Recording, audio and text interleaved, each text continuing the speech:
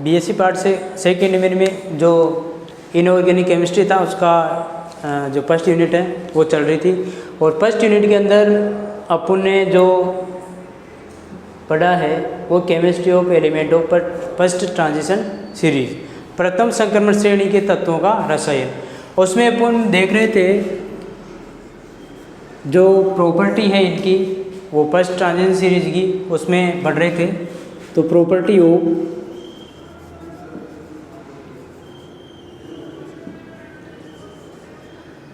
Element of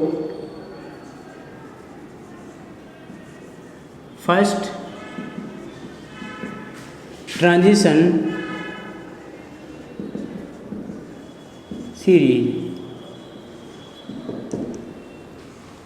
इन प्रथम संक्रमण श्रेणी के तत्वों की गुणों के बारे में चर्चा कर रहे थे। उसमें फर्स्ट जो प्रॉपर्टी थी वो पढ़ ली है, इलेक्ट्रॉनिक कॉन्फ़िगरेशन।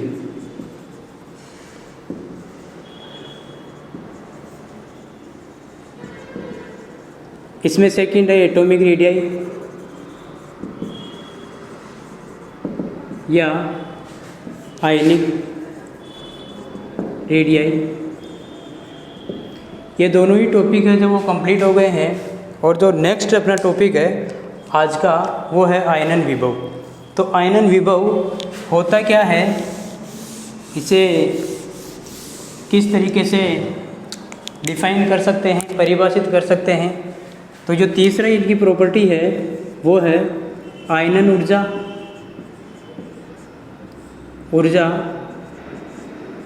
या आयनन विभव या आयनन एंथैल्पी। देखो जो प्रथम संक्रमण श्रेणी के एलिमेंट है वो आपको पता है कि लेफ्ट टू राइट जाने पर आकार घटता है, श्रेणी के मध्य में आकार इक्वल रहता है और लास्ट में जाते जाते क्या हो जाता है, आकार इंटैक्ट थोड़ा कॉपर और जिंक में थोड़ा इंक्रीज हो जाता है।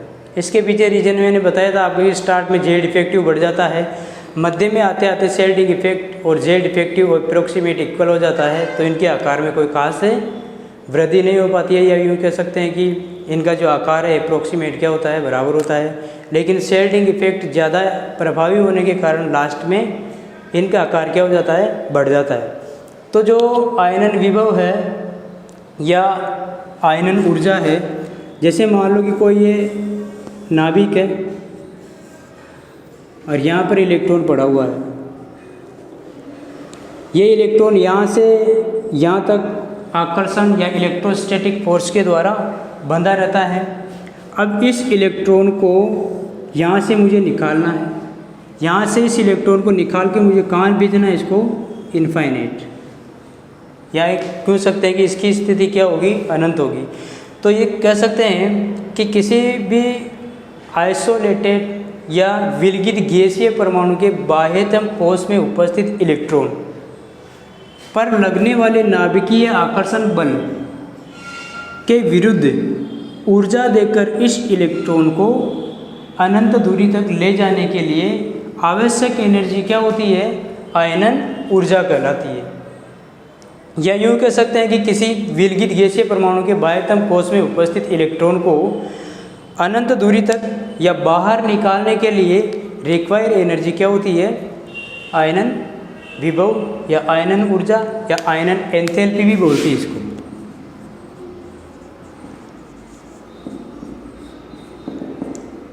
एंथैल्पी। अब इसकी डेफिनेशन क्या है,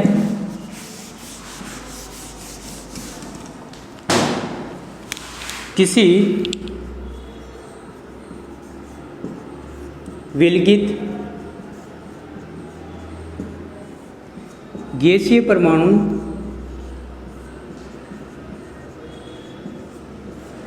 किसी विलगित गैसीय परमाणु के बाह्यतम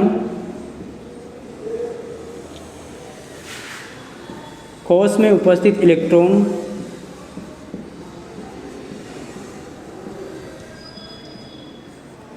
इलेक्ट्रॉन को अनंत दूरी तक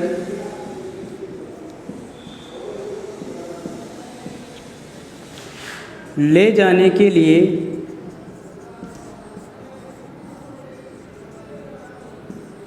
आवश्यक ऊर्जा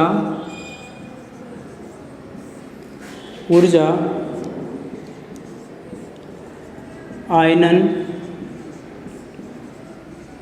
ऊर्जा कहलाती है।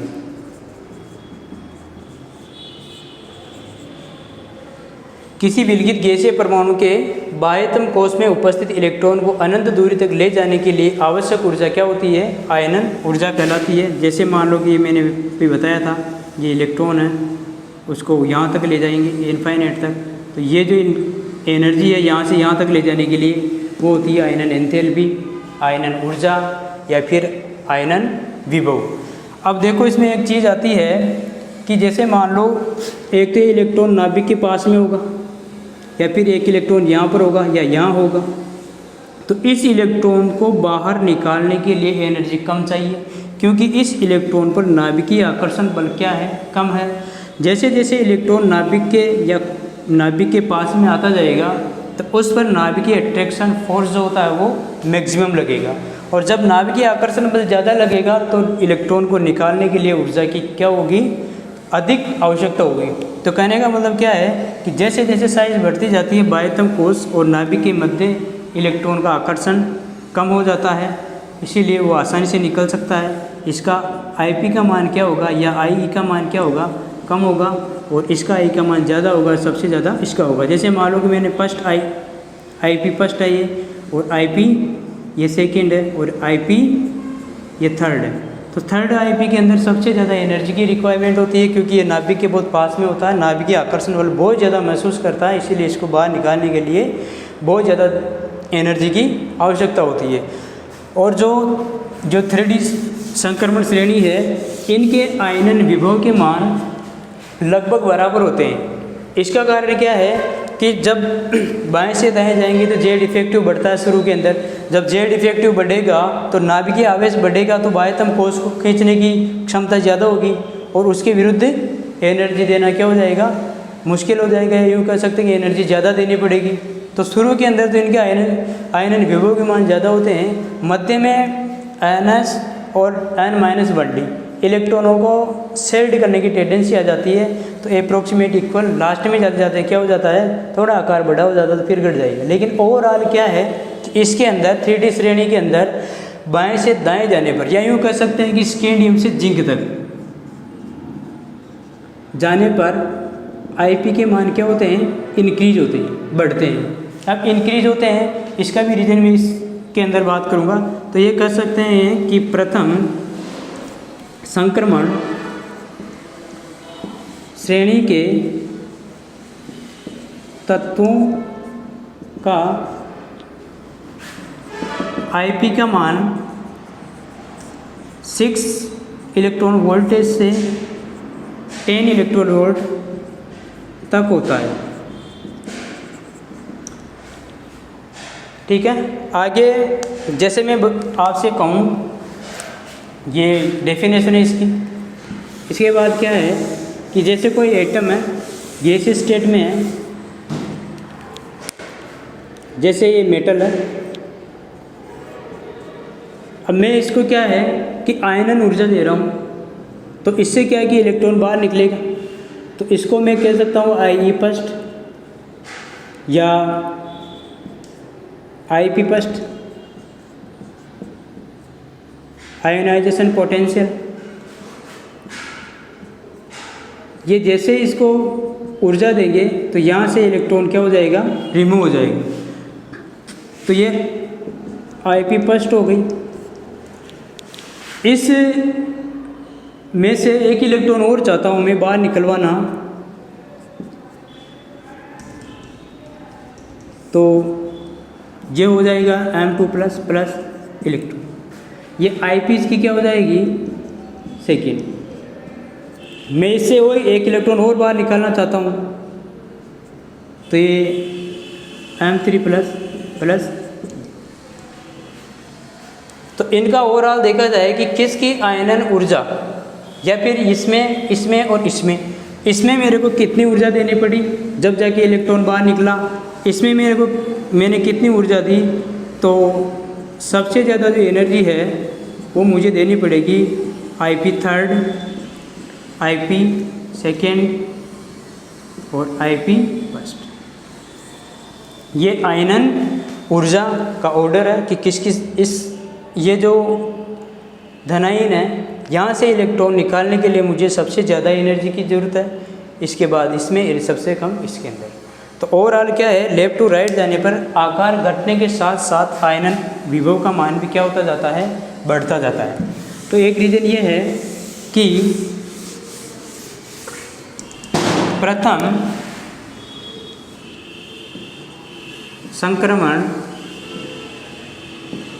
श्रेणी में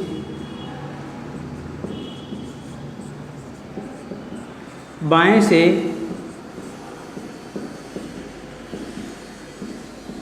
दाएं जाने पर जेड इफेक्टिव या प्रभावी नाभिकीय आवेश बढ़ता है, जिसके कारण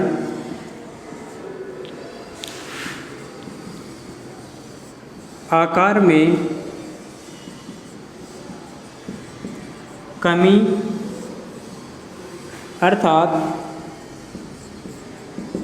बाह्यतम कोश में उपस्थित इलेक्ट्रॉन पर नाभिकीय आकर्षण अधिक लगता है,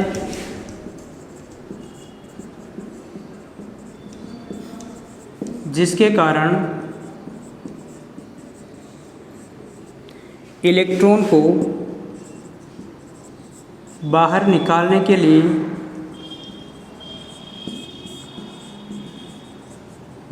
अधिक ऊर्जा की आवश्यकता होती है। प्रथम संक्रमण श्रेणी में बाएं से दाएं जाने पर जेड इफेक्टिव का मान बढ़ता है, जिससे नाभिकीय आवेश बढ़ता है, जिसके कारण आकार में कमी आती है, अर्थात बाह्यतम कोश में उपस्थित इलेक्ट्रॉन पर नाभिकीय आकर्षण अधिक लगता है, जिसके कारण इलेक्ट्रॉन को बाहर निकालने के लिए अधिक ऊर्जा की आवश्यकता होती है। दूसरी बात क्या है कि लेफ्ट टू राइट जाने पर इनके आकार में क्या होती है, क्रमशः से कमी आती है, मध्य में आकार इक्वल हो जाता है, बाद में थोड़ा बढ़ जाता है। तो एक बड़े एटम और एक छोटे एटम, जैसे मान लो कि एक एटम ये है, यहाँ पर पॉजिटिव चार्ज बढ़ेगा, एक एटम ये है, प्रोटॉनों की संख्या बढ़ेगी, बाह्यतम कोश में उपस्थित इलेक्ट्रॉनों को ये खींचेगा, एक ये है, ये डिस्टेंस बढ़ रही है। डिस्टेंस कम होने के कारण क्या कि जेड इफेक्टिव ज़्यादा लगता है, यहाँ से इलेक्ट्रॉन निकालना क्या हो जाता है, मुश्किल हो जाता है। जिस भी स्पीसीज़ में इलेक्ट्रॉन निकालना मुश्किल होता है उसके लिए आयनन विभव का मान क्या होता है, ज़्यादा होता है, और जिससे इलेक्ट्रॉन आसानी से निकल जाता है उससे आयनन विभव के मान क्या होते हैं, कम होते हैं। तो कहने का मतलब क्या है कि जो आयनन विभव है वो लेफ्ट टू राइट जाने पर बढ़ता है, यानी कि स्कैंडियम से जिंक तक जाने पर बढ़ता है।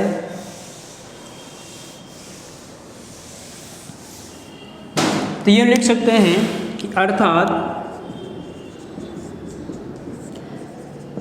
बाएं से दाएं जाने पर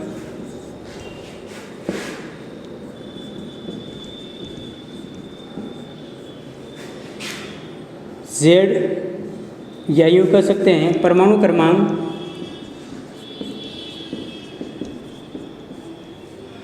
क्रमांक बढ़ने के साथ जेड इफेक्ट बढ़ता है तथा n-1d उपकोश में उपस्थित इलेक्ट्रॉन्स का परिरक्षण प्रभाव भी बढ़ता है। यहाँ ऐसे लिख लो, तथा साथ ही साथ n-1d उपकोष में उपस्थित इलेक्ट्रॉनों का परिरक्षण प्रभाव भी बढ़ता है, अर्थात इनके Ip के मानों में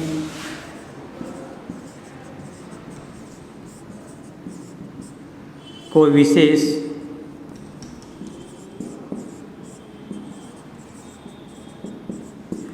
अंतर नहीं होता। कहने का मतलब क्या है कि स्टार्ट के अंदर तो जेड इफेक्टिव बढ़ता है तो आकार घटता है, तो उस समय आयनन पोटेंशियल का मान या आयोनाइजेशन एनर्जी का मान इंक्रीज होता है।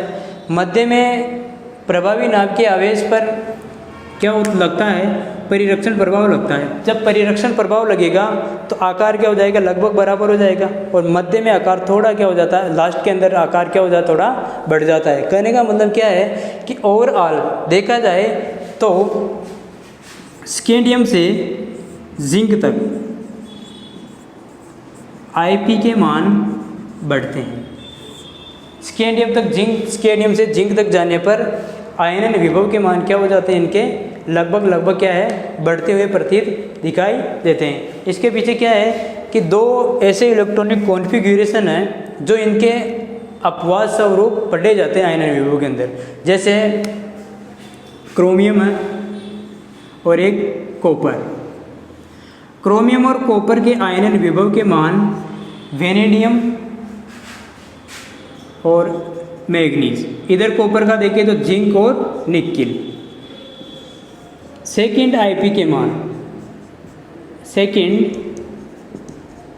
मान क्या है, इनकी तुलना में इनके ज़्यादा होते हैं। तो इसका रीज़न क्या है, क्रोमियम से एक इलेक्ट्रॉन निकलने के बाद इसका कॉन्फ़िगरेशन D5 हो जाता है। जैसे मैं इलेक्ट्रॉनिक विन्यास से बताऊं,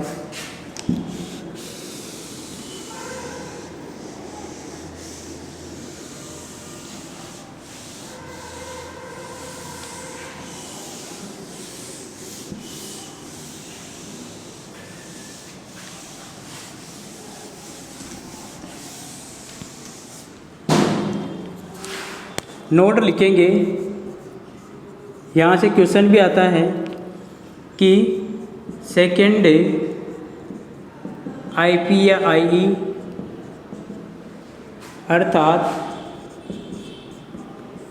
धनावेश से इलेक्ट्रॉन निकलने अर्थात स्कैंडियम प्लस से Zn प्लस के क्रम में भी इनके Ip के मान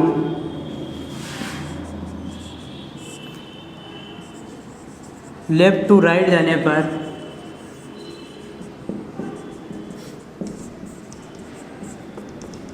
बढ़ते हैं, इंक्रीज होते हैं।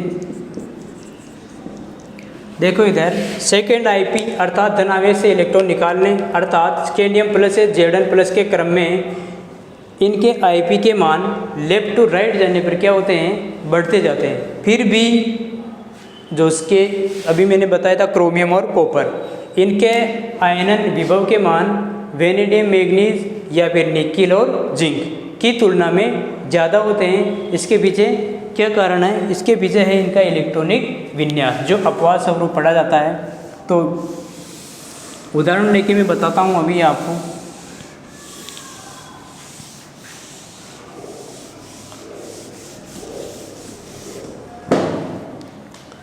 जैसे क्रोमियम है, क्रोमियम के सेकंड Ip के मान वेनेडियम व मैग्नीज से अधिक है। क्यों?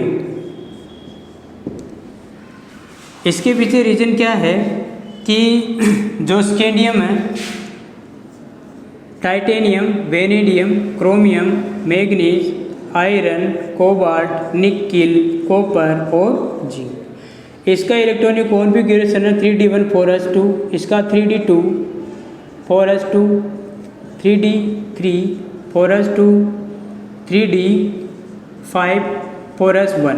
क्रोमियम का होता है 3d5 4s1, मैग्नीज का होता है 3d5 4s2, 3d6 4s2 iron का, कोबाल्ट का होता है 3d7 4s2, निकिल का 3d8 4s2, कॉपर का 3d8 जो कॉपर है 3d10 4s1 और जिंक का होता है 3d10 4s2। अब देखो इधर जो क्रोमियम है उसका सेकंड आईपी के मान वेनेडियम और मैग्नीज से अधिक होते हैं। क्यों?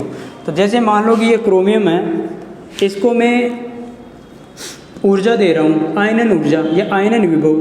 तो जैसे आईपी फर्स्ट, इसमें इसको करना है +1 में।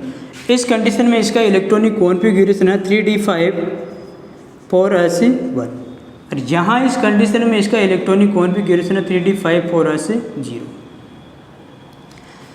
अब सेकेंड है कि ये स्थायी होता है, मोर स्टेबल अर्धपूरित विन्यास। अब यहाँ से इसको 2+ में करेंगे तो आईपी जो सेकंड है वो क्या है, अधिक है। क्यों है? इसका अर्धपूरित विन्यास होने के कारण ये कम है। अब देखो इधर वेनेडियम की बात करें, वेनेडियम, तो वेनेडियम का इलेक्ट्रॉनिक कॉन्फ़िगरेशन है 3d3 4s2। तो यहाँ से इसको V+ में करें तो आईपी फर्स्ट कम है इसका।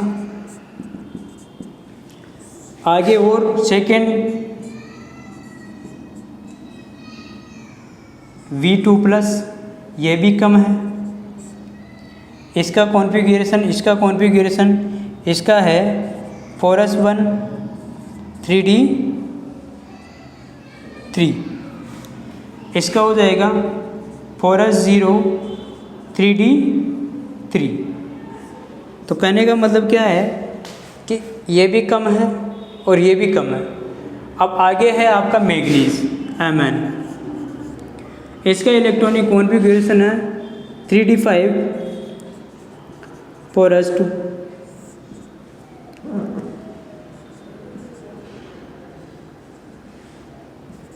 आईपी फर्स्ट Mn प्लस इसका कॉन्फ़िगरेशन है 3d5 4s1, ये कम है।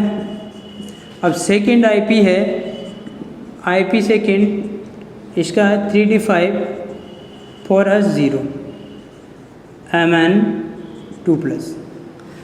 थर्ड जो आईपी है वो इसकी ज़्यादा हो जाएगी, क्योंकि इसका क्या है, अर्धपूरित विन्यास। अर्धपूरित विन्यास के कारण ये भी कम है। तो क्वेश्चन था अपना कि वेनेडियम और मैग्नीज दोनों के ही आयनन पोटेंशियल का मान क्रोमियम के सेकेंड आईपी से कम होते हैं। उसका कारण क्या है कि इनकी अर्धपूरित विन्यास ज़्यादा स्थायी होने के कारण क्रोमियम D5 से इलेक्ट्रॉन निकालना क्या हो जाता है, डिफ़िकल्ट हो जाता है। और कोई भी एटम जो होता है उससे इलेक्ट्रॉन जितना कठिन निकलेगा उसका आयनन विभव का मान भी क्या हो जाएगा, बढ़ जाएगा। दूसरा जो एग्जाम्पल है कि कॉपर के सेकेंड आयनन विभव के मान निकिल और जिंक दोनों से ही क्या है, ज़्यादा है। तो देखो इधर सेकेंड क्वेश्चन है कि कॉपर का सेकेंड आयनन पोटेंशियल का मान निकिल और जिंक दोनों से अधिक है, क्यों? इसका भी वही कारण है, लेकिन यहाँ क्या है, D10 पूर्ण पूरित विन्यास और वो क्या है, अर्ध पूरित विन्यास। कॉपर है, इसका कॉन्फ़िगरेशन है 3D10 4s1। जब मैं इसको आयनन एनर्जी दूंगा फर्स्ट, तो ये किस में कन्वर्ट होगा, Cu+ के अंदर। उस समय इसका कॉन्फ़िगरेशन हो जाता है D10 4s0। ये पूर्ण पूरित विन्यास है, पूर्ण पूरित विन्यास। तो यहाँ तो आयनन ऊर्जा क्या है, इसको कम देनी पड़ेगी, और यहाँ अर्ध पूर्ण पूरित विन्यास होने के कारण IE जो सेकंड है वो क्या है, अधिक। अब निकिल की बात करें तो निकिल का जो कॉन्फ़िगरेशन है आपको पता है कि 3D8 4s2 है। अब निकिल से मुझे निकिल प्लस में करना है इसको, तो इसको मैं आयनन पोटेंशियल या आयनन एनर्जी या डेल IH, इसको डेल IH भी कह सकते हैं, एंथैल्पी ऑफ आयोनाइजेशन। तो यहाँ इसका कॉन्फ़िगरेशन हो जाएगा 3D8 4s1। आगे और एनर्जी देंगे तो 3D8 4s0। तो कहने का मतलब क्या है, ये भी कम है, IE सेकेंड और IE फर्स्ट भी क्या है, कम। अब जिंक की बात करें तो ये मैं इसको इधर लिखूंगा थोड़ा।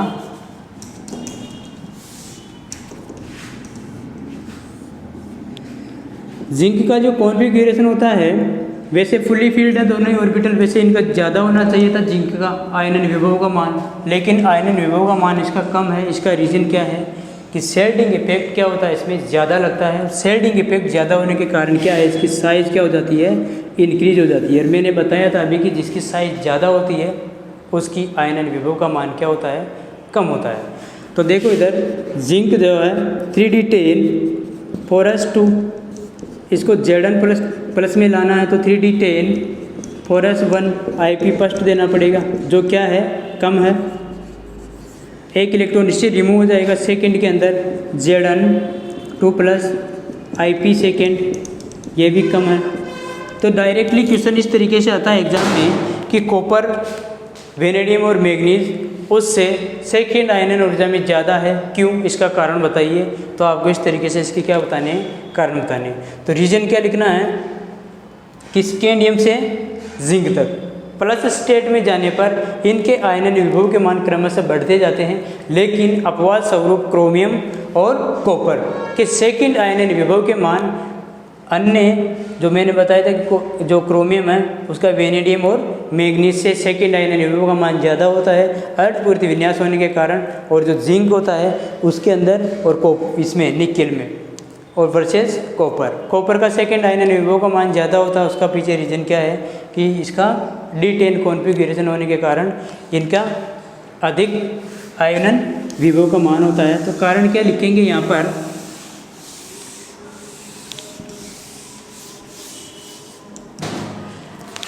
क्रोमियम में सेकेंड आयनन विभव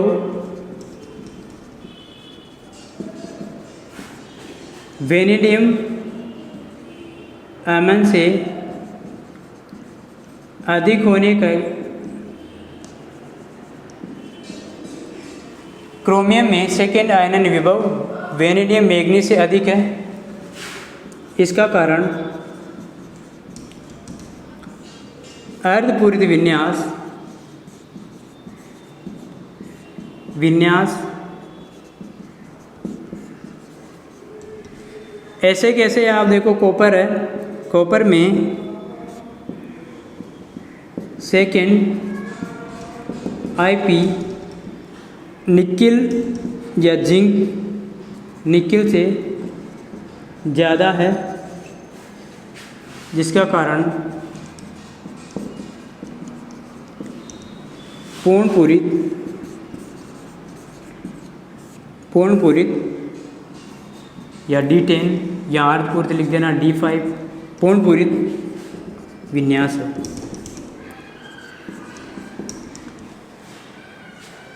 क्रोमियम की सेकेंड आयनन ऊर्जा का मान अर्धपूरित विन्यास के कारण ज़्यादा होता है।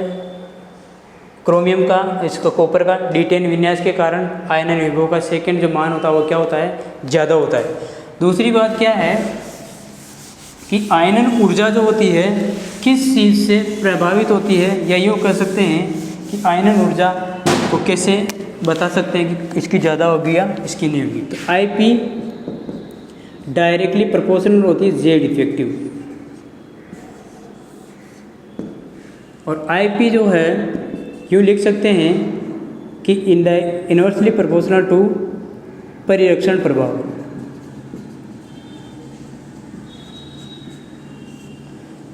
अब देखो इनको, IP का मान बढ़ेगा तो शेल्डिंग इफेक्ट घटेगा। अब शेल्डिंग इफेक्ट घटेगा तो Z इफेक्टिव बढ़ेगा। शेल्डिंग इफेक्ट जो बढ़ रहा है या स्क्रीनिंग इफेक्ट बढ़ रहा है तो उस समय IP का मान क्या हो रहा है, डिक्रीज हो रहा है। यानी कि ये एक दूसरे के क्या है, अपोजिट चलती है, ये दोनों ही एक दूसरे की क्या चलती है, सेम चलती है। तो जैसे मान लो कि आयनन विभव का मान बढ़ रहा है तो उस समय परिरक्षण प्रभाव क्या है, कम हो रहा है। और यदि परिरक्षण आयनाइजेशन पोटेंशियल का मान घट रहा है तो ये बढ़ रहा है। कहने का मतलब क्या है कि जैसे मान लो कि ये एटम है, अब इसके अंदर क्या है और एक ये स्थिति है, अब ये NS है और ये N-1D है। यहाँ से यहाँ तक जो अट्रैक्शन है वो कम लगता है, क्योंकि यहाँ के इलेक्ट्रॉन इस इलेक्ट्रॉन के मध्य क्या लगता है, शेल्डिंग इफेक्ट लगता है या स्क्रीनिंग इफेक्ट लगता है, परिरक्षण प्रभाव लगता है। तो आकार को क्या कर लेता है, बढ़ जाता है थोड़ा आकार। यहाँ क्या है कि यहाँ शेल्ड करने वाला कोई उपकोष है ही नहीं, बाह्यतम कोष, तो यहाँ तो स्क्रीनिंग इफेक्ट और शेल्डिंग इफेक्ट का कोई मतलब ही नहीं है। तो यहाँ क्या है, यहाँ से अट्रैक्शन फोर्स ज़्यादा लगेगा। तो इसके लिए क्या है कि इसके लिए IP का मान ज़्यादा होता है किसकी तुलना में, इसकी तुलना में। ड्यू टू साइज घटेगी तो IP का मान भी बढ़ेगा, क्योंकि साइज घटने के साथ साथ बाह्यतम कोष में उपस्थित इलेक्ट्रॉन नाभिक के नज़दीक आ जाते हैं, और कोई भी एटम जो होता है उसके नाभिक के जितना नज़दीक इलेक्ट्रॉन होगा उसका आयनन विभव का मान या उस इलेक्ट्रॉन को अनंत दूरी तक ले जाने के लिए अधिक ऊर्जा की क्या होती है, आवश्यकता पड़ती है। तो ये आयनन विभव का जो टॉपिक है वो कंप्लीट होता है। तो यहाँ से क्वेश्चन आने की टेंडेंसी रहती है दो तरीके से कि आयनन विभव किसे कहते हैं, आयनन ऊर्जा किसे कहते हैं, और लास्ट में क्रोमियम और कॉपर का मैंने एग्जांपल बताया था कि सेकंड आयनन एंथैल्पी का मान इनकी तुलना में ज़्यादा होता है, उसका क्या कारण है। तो आपको कारण बताना है कि अर्धपूरित विन्यास और पूर्ण पूरित विन्यास अन्य विन्यासों की तुलना में क्या होता है, ज़्यादा होता है। इस क्लास में यहाँ तक कि नेक्स्ट इसकी प्रॉपर्टी की बात करेंगे। Thank you so much.